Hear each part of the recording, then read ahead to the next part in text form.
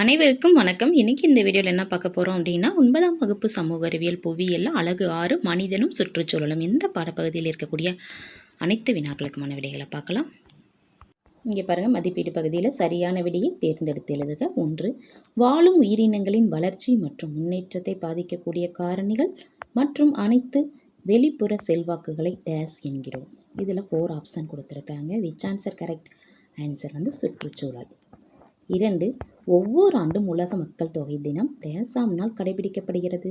ஜூலை 11. 3.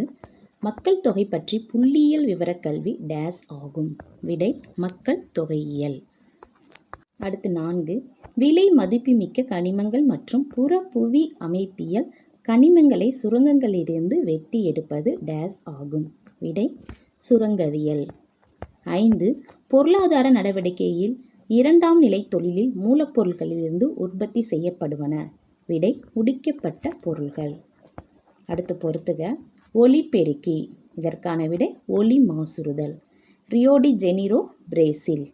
விடை புவி உச்சி மாநாடு. சிலுவை வடிவ குடியிருப்புகள். விடை டி வடிவ குடியிருப்பு.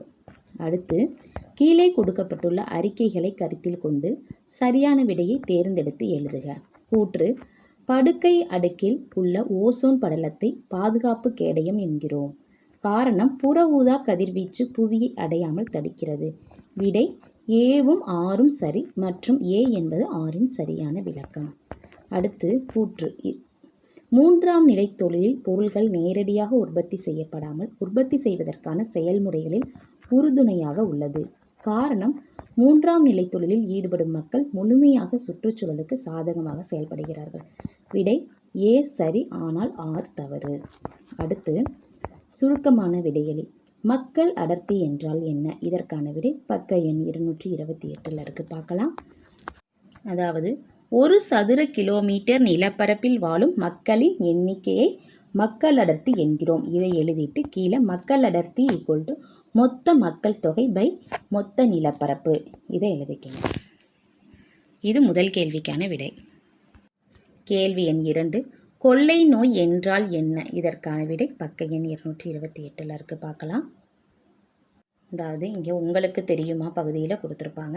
14ஆம் நூற்றாண்டில் ஐரோப்பாவில் பிளேக் என்ற கொள்ளை நோயினால் 30 முதல் 60% மக்கள் இறந்தனர் என கணக்கிடப்பட்டுள்ளது. இதை எழுதிக்கிங்க. இல்லைன்னா இந்த மாதிரி எழுதிக்கலாம். அதாவது பல ஆயிரம் மக்கள் நோயினால் மடிதலை கொள்ளை நோய் என்கிறோம். 14ஆம் நூற்றாண்டில் ஐரோப்பாவில் பிளேக் என்ற கொள்ளை நோயினால் 30 முதல் 60% மக்கள் இறந்தனர் என கணக்கிடப்பட்டுள்ளது. இந்த மாதிரி கூட நீங்கள் விடை எழுதிக்கலாம். அடுத்து வரையறு: மக்கள் தொகை வளர்ச்சி, மக்கள் தொகை கணக்கெடுப்பு, வளம் குன்றா வளர்ச்சி.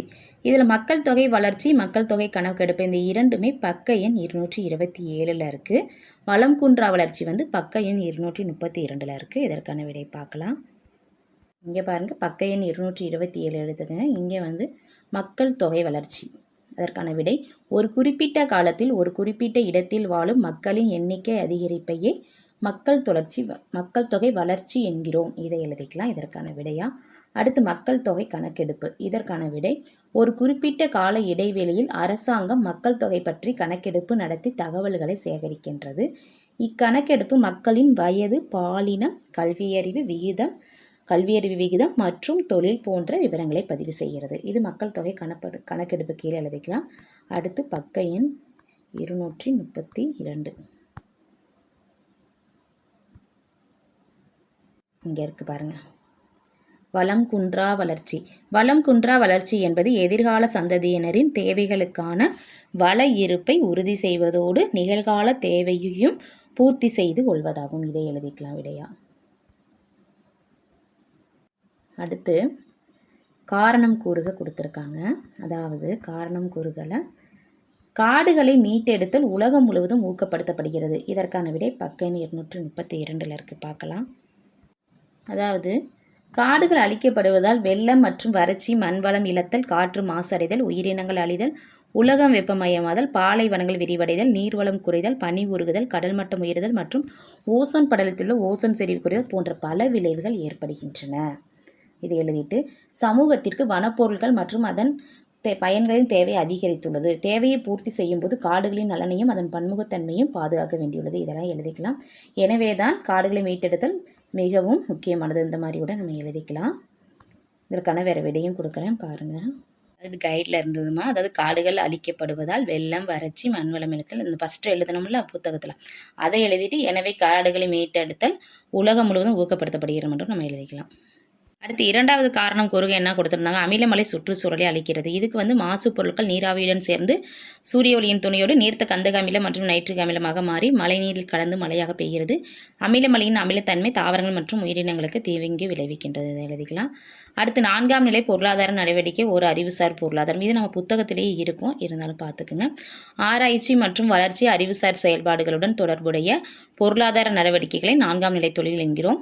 கல்வி, வங்கி சார்ந்த சேவைகள், ஆலோசனை வழங்குதல் போன்ற பணிகளை மேற்கொள்பவர்கள் இதில் அடங்குவர்.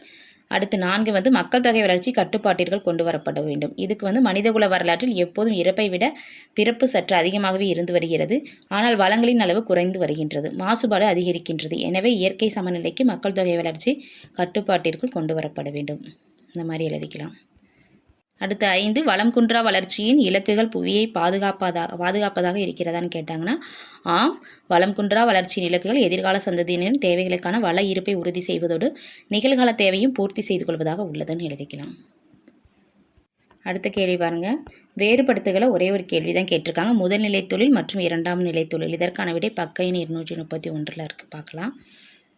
அதாவது இங்கே பாருங்கள், முதல்நிலை தொழில்கள்னு போட்டுட்டு அதுக்கு கீழே முதல்நிலை தொழில் என்பது புவியிலிருந்து மூலப்பொருட்களை பெறும் தொழிலாகும். அடுத்து இது அட்டவணை போட்டு எழுதலாம், அப்படியே கூட எழுதிக்கலாம். இதில் உணவு சேகரித்தல், வேட்டையாடுதல், மரம் வெட்டுதல், மீன் பிடித்தல், கால்நடைகளை மேய்த்தல், கனிமங்களை வெட்டி எடுத்தல் மற்றும் வேளாண்மை செய்தல் ஆகிய தொழில்கள் அடங்கும். அடுத்து 2ஆம் நிலை தொழில்கள் தலை போட்டு 2ஆம் நிலை தொழில் மூலப்பொருட்கள் முடிவற்ற பொருளாக மாற்றம் செய்யப்படுகின்றன. எடுத்துக்காட்டு இரும்பு, எஃகு தொழிற்சாலைகள், வாகன உற்பத்தி தொழிற்சாலைகள். இங்கே அட்டவணை போட்டு எழுதுறதுனா இங்கே கொடுத்துருக்கேன். இந்த மாதிரி போட்டுட்டு 2 பாயிண்ட்டாக பிரித்து இந்த மாதிரி அட்டவணை போட்டு அந்த விடையை எழுதிக்கலாம். அடுத்து விரிவான விடையில மக்கள் தொகை பரவலை பாதிக்கும் காரணிகள் யாவைன்னு இருக்குது. இதற்கான விடை பக்க எண் 228 இருக்குது, பார்க்கலாம். அதாவது இதற்கான விடை இங்கே இருக்குது பாருங்கள். இதிலிருந்து கூட எழுதிக்கலாம். புவியின் மேற்பரப்பில் மக்கள் எவ்வாறு பரவி காணப்படுகிறார்கள் என்பதை பற்றி குறிப்பிடுவதை மக்கள் தொகை பரவலாகும். உலகின் எல்லா இடங்களிலும் மக்கள் தொகை சீராக பரவி காணப்படுவதில்லை. அதற்கான காரணிகள் பின்வருமாறு. முதல்ல இயற்கை காரணிகள். இயற்கை காரணிகளான வெப்பநிலை, மழை, மண், நிலத்தோற்றம், நீர், இயற்கை தாவரங்கள், கனிம வளங்களின் பரவல் மற்றும் ஆற்றல் வளங்களின் இருப்பு உள்ளிட்டவை மக்கள் தொகை பரவலுக்கான இயற்கை காரணிகளாகும். அடுத்து வரலாற்று காரணிகள். வரலாற்று முக்கியத்துவம் வாய்ந்த பகுதிகள், ஆற்றங்கரை நாகரிகங்கள், போர் மற்றும் தொடர் ஆக்கிரமிப்புகள் ஆகியவை மக்கள் தொகை பரவலுக்கான முக்கியமான வரலாற்று காரணிகளாகும். அடுத்து பொருளாதார காரணிகள். கல்விக்கூடங்கள், வேலைவாய்ப்புகள், உற்பத்தி தொழிற்சாலைகள், ஆடம்பர வசதிகள், வியாபாரம், வணிகம் மற்றும் பிற வசதிகளும் ஓரிடத்தின் மக்கள் தொகை பரவுவதற்கு காரணமாகின்றனவர்கள் எழுதிக்கலாம். அடுத்த கேள்வி பாருங்க. கிராம குடியிருப்பு வகைகளை படத்துடன் விளக்குக. இதற்கான விடை பக்க எண் 229, 230 இருக்குது, பார்க்கலாம். இங்கே பாருங்கள், கிராம குடியிருப்புகள்னு போட்டு முதன்மை தொழில்களான வேளாண்மை, வனத்தொழில், கனிம தொழில் மற்றும் மீன்பிடித்தல் போன்றவற்றை மேற்கொண்டிருக்கும் குடியிருப்புகள் கிராம குடியிருப்புகள் எனப்படுகின்றன எழுதிட்டு அதோட வகைகள் போட்டுட்டு ஃபஸ்ட்டு செவ்வக வடிவ குடியிருப்புகள். இதுக்கு இந்த படத்தை வரைஞ்சிக்குங்க.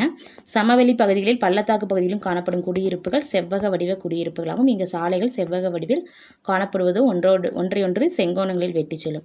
அடுத்து நேர்கோட்டு குடியிருப்புகள் இந்த மாதிரி இருக்கும். நேர்கோட்டு குடியிருப்புகள் அதாவது இவ்வகையான குடியிருப்புகள் சாலை, தொடர்வண்டி பாதை, ஆற்றங்கரை மற்றும் அணைக்கட்டு ஓரங்களில் காணப்படுகின்றன. இந்த படத்தையும் வரைஞ்சிக்குங்க. அடுத்து வட்ட வடிவ குடியிருப்பு அல்லது வரைவட்ட வடிவ குடியிருப்புகள். இவ்வகையான குடியிருப்புகள் ஏரிகள், குளங்கள் மற்றும் கடற்கரை பகுதிகளை சுற்றி வட்டமாகவோ அல்லது அரைவட்டமாகவோ காணப்படுகின்றன. அடுத்து பாருங்கள், நட்சத்திர வடிவ குடியிருப்புகள். நட்சத்திர வடிவ குடியிருப்புகள் கப்பியிடப்பட்ட அல்லது கப்பியிடப்படாத சாலை சந்திப்புகளின் ஓரங்களில் காணப்படுகின்றன. இவை நட்சத்திர வடிவத்தில் எல்லா திசைகளிலும் பரவி காணப்படும். அடுத்து முக்கோண வடிவ குடியிருப்புகள். ஆறுகள் ஒன்றாக சேரும் இடங்களில் காணப்படும் குடியிருப்புகள் முக்கோண வடிவ குடியிருப்புகளாகும். அடுத்து டி வடிவ, ஒய் வடிவ, சிலுவை வடிவ அல்லது குறுக்கு வடிவ குடியிருப்புகள். டி வடிவ குடியிருப்புகள் 3 சாலைகள் சந்திக்கும் இடங்களில் வளர்ச்சியடையும். ஒய் வடிவ குடியிருப்புகள் 2 சாலைகள் மூன்றாவது சாலையுடன் சேரும் இடங்களில் காணப்படுகிறது. குறுக்கு வடிவ குடியிருப்புகள் 4 சாலைகள் சந்திக்கும் இடங்களில் காணப்படுகின்றன. அடுத்து கடைசியாக பாருங்கள், மூலக்கரு வடிவ குடியிருப்புகள்னு போட்டுட்டு இங்கு சாலைகள் வட்ட வடிவமாகவும் ஒரு மையத்தில் முடிவடையக்கூடியதாகவும் இருக்கும். கிராமத்தின் குடியிருப்புகள் செல்வந்தரின் குடியிருப்பை சுற்றியோ அல்லது மசூதி, கோவில், தேவாலயங்களை சுற்றியோ அமைந்திருக்கும். இதுக்கு எல்லாத்துக்குமே படம் வரைஞ்சி தான் நீங்கள் எழுதணும். சரியா? இது 2வது கேள்விக்கான விடை. அடுத்து நில வரைபட பயிற்சி கொடுத்துருப்பாங்க. அதாவது கொடுக்கப்பட்டுள்ள உலக வரைபடத்தில் நீங்கள் வந்து குறிக்கணும். அதாவது இங்கிலாந்து எங்கே இருக்குன்னு பார்க்கணும். கொள்ளை நோயால் பாதிக்கப்பட்ட நாடு இங்கிலாந்து எங்கே இருக்கோ அந்த இடத்துல குறிச்சிக்கணும். அடுத்து டென்மார்க் மக்கள் தொகை கணக்கெடுப்பை முதலில் நடத்திய நாடு வந்து டென்மார்க். ஹுவாங்கோ ஆறுங்கிறது இந்த ஆறு வந்து நீங்கள் குறிக்கணும். இது வந்து உலக வரைபடத்தில் நீங்கள் குறிக்கணும். இங்கே பாருங்கள், இதுதான் உலக வரைபடம். இதில் எங்கே குறிக்கணும், இது எல்லோ கலரில் ஹைலைட் பண்ணியிருக்கேன் பாருங்கள். இங்கிலாந்து வந்து இந்த இடத்துல நல்லா பார்த்துக்குங்க. மற்ற படத்தெல்லாம் குறிக்க தேவையில்லை. நீங்கள் வந்து இங்கிலாந்து எங்கே இருக்குதுன்னு பார்த்துக்குங்க. இங்கே இருக்குது பாருங்கள் இங்கிலாந்து. இந்த இடத்துல மார்க் பண்ணியிருக்கேன். இதுதான் இங்கிலாந்து. இது வந்து டென்மார்க். இந்த இடத்துல பார்த்துக்குங்க. இங்கிலாந்து, டென்மார்க். அடுத்து வந்து ஹவோங்கா ஆறு வந்து இங்கே இருக்கும். ஹவோங்கா ஆறு. சரியா? அந்த 3 மட்டும் நம்ம குறிச்சா போதும். உங்கள் மேப்பில் இந்த 3 தான் கொடுத்துருக்காங்க. இந்த 3 மட்டும் குறிச்சிக்கணும். மற்றதெல்லாம் தேவையில்லை. இங்கிலாந்து, டென்மார்க், ஹவோங்கார். ஓகேவா? இந்த வீடியோ உங்களுக்கு பயனுள்ளதாக இருந்துச்சுன்னா நம்ம சேனலை சப்ஸ்கிரைப் பண்ணுங்கள், லைக் பண்ணுங்கள், ஷேர் பண்ணுங்கள். Thank you to all.